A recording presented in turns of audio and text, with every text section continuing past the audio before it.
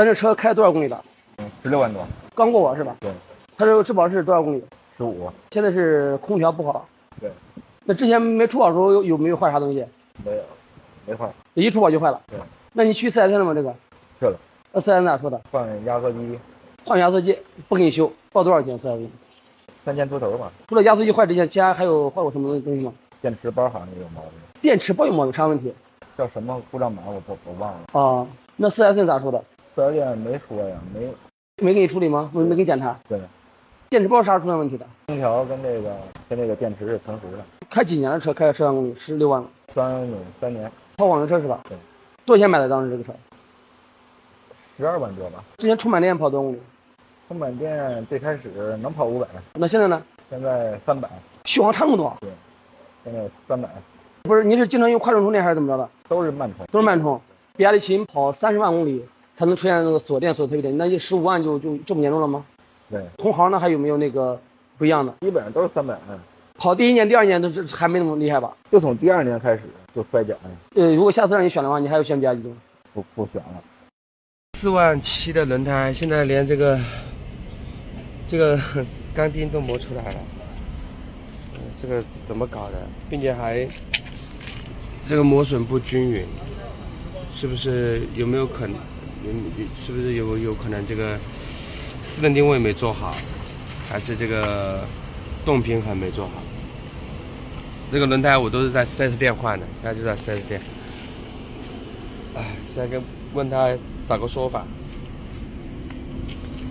哎呀，这车真的是麻烦。另外一个前轮呢，它就没有这种磨损的情况，你看。另外一个前轮它就一点问题都没有，你看就那个右前轮它磨损的这么厉害，我觉得这肯定是他们的做的动平衡啊，或者4轮定位有问题。我换个 FSD， 换过这个轮胎，都做过那个4轮定位的，它怎么会这个样子？这个就要有个说法了。国产车不仅质量堪忧，而且服务也是非常差。之前极客汽车1年换3代的维权事件，老车主都希望能给一定的补偿，现在补偿到位了。极客汽车公开承诺，从现在开始，未来1年的时间之内，他们的车不再进行更新换代了。承诺他们的001、007、009在未来的1年里边不会再进行迭代更新了，只会做一些颜色上的换新。这不就是真诚补了个蛋吗？还是不能吃的那种。很多车主表示不相信这种承诺，至于为什么不相信，可以揣摩一下这个事情。2个多月之前他们不也承诺了吗？不换代不更新，没有新车上市。现在呢，只不过级别更高了一点。吉利控股的总裁，极客汽车的执行的总裁过来说，我们将来1年以内新车不再更新换代了。这个是咋说？听一听也就行了。我觉得这算是对大家过去的这几天上门讨说法、上门去堵门的这么一个回应或者响应。但关键问题是，涉及到吉利汽车的对外公开的承诺，任何人的承诺可能都不如李书福董事长本人的承诺更有权威一些。可是我们也知道，这个事情李总是不会出来做任何的承诺，所以这是你相信还是不相信？可是在中国不信也得信呀。所以还是不要轻易买电车的好。兄弟们，就这个安这个车子啊，我估计它跑不了多远，它必定会进服务站。为啥呢？因为这种电车跑起高速来，那费电的很啊。本身能跑400多公里的，基本上你只要一上高速，干到120，只剩下50%了。如果干到140的话，只剩下40%到30%左右。可想而知啊。为什么说电车是割韭菜的？我们前段时间送车的时候回来就做了一台就是安这个电车，结果那个师傅啊一直跟我吐槽啊，他说他新车16万买的，开了1年，他去评估了一下，只能卖到6万8，什么概念啊？反正跑了1年，其实就干了个首付，每个月基本上就是还月供去了，还利息去了。我说那你为什么还跑呢？他说没办法，我现在我保养我也不去了，我只要把他这个车子干到报废为止，反正亏都亏了。他说哎呀，其实有时候说实话吧，很多人还想着去买一台电车去跑跑滴滴，跑跑顺风车，对不对？实际上你去买个新电车去跑这些是没有任何价值的。最终你亏的真的是连底裤都没得穿。那天跟那个师傅聊，一路上跟他聊得挺有味道的。那个师傅说啊，如果说老天再给他一次机会的话，他打死都不可能去买电车了。还有更加扎心的，8月23日成都高温持续，导致用电负荷创新高，成都开始限电了。那么电车直接变废铁，充不了电了。有很多人在网上发影片自嘲38度停电了，还有这么多车子，怎么办哦？怎么弄？要下午7点才来电，对不起大家了，不好意思。限电了，充电限电了，成都电瓶车架子才是要排队了哦。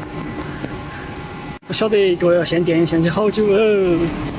这旁边有个师傅在这扫半天，我估计他不晓得。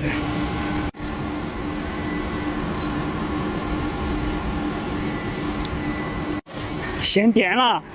限电啊！哪儿电？在房间里去充的钱？成都限电啊！房间里去充的钱？不晓得，那就不晓得了。这才麻烦，跟你说，给你。待会儿怕爆单，我靠！他提示啥子嘛？不得行。添加车辆成功。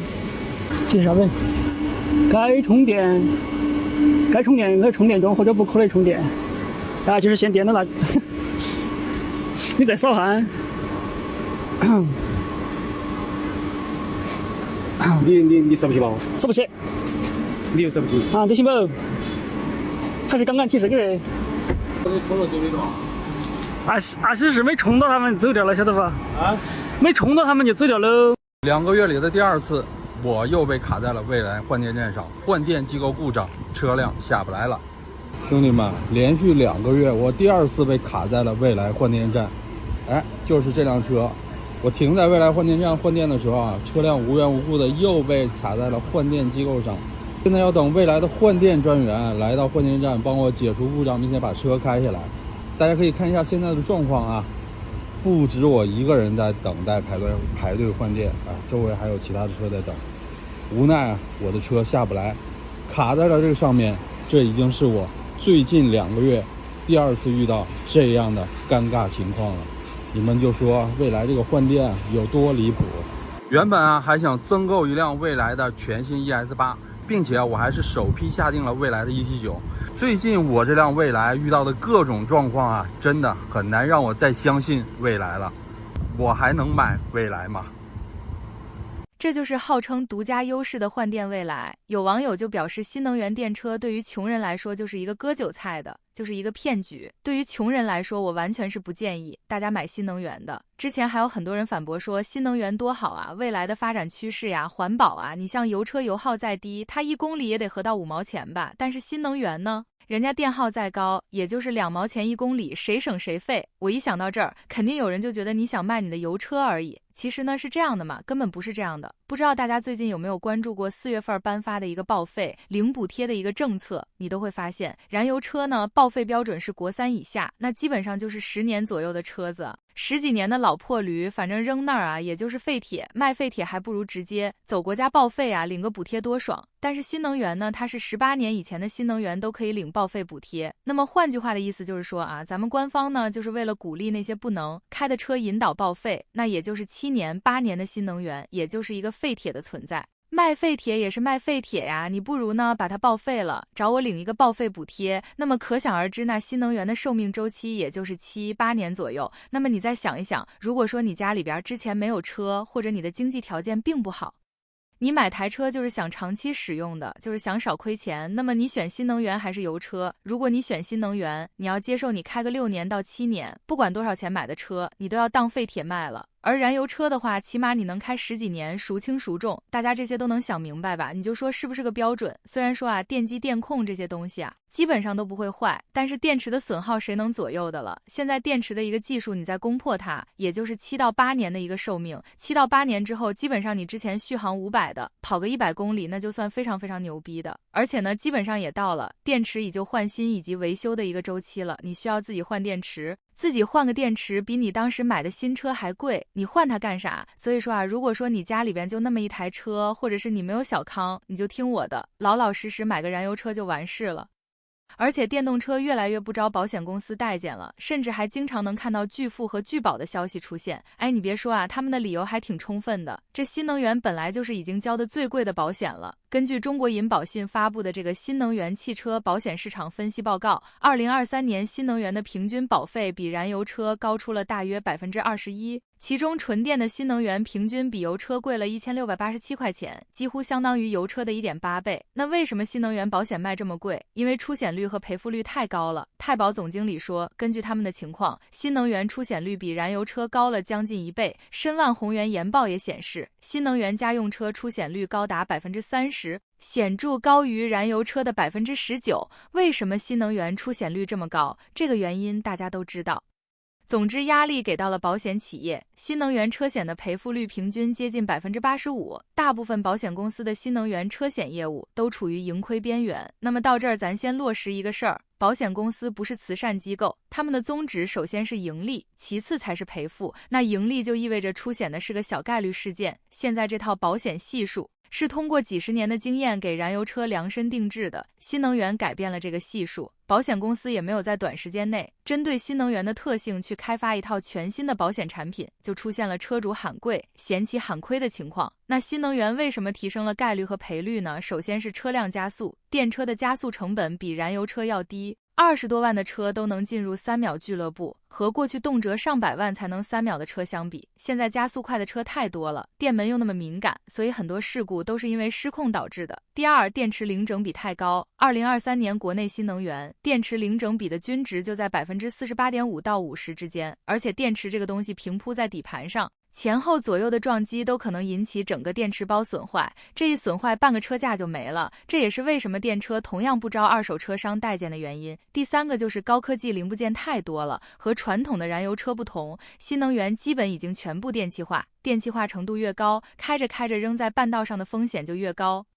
而且电气化的定损和维修也没有完全专业化推广，很多都是只换不修，维修成本高啊。所以人保财险的总裁就说过，新能源车险的赔付率比燃油车高10个百分点以上。当然了，前途也不是一片灰暗。太保董事长也说了，虽然现在新能源车险的综合成本率还是亏损状态，但现在已经出现了明显的下降趋势，也就是希望的曙光已经出现。还有像比亚迪和特斯拉也入局，开始打造自己的保险公司，更专业更高效。当然以后会不会更贵不好说，毕竟不怕他不干，就怕他垄断。而且像这种方法对于大厂来说还可以，小厂可真的是玩不起。所以还是远离电车的好。老公，你很喜欢和那个大头娃娃耍哟？我看你耍2天了，你一直只和他一个人耍。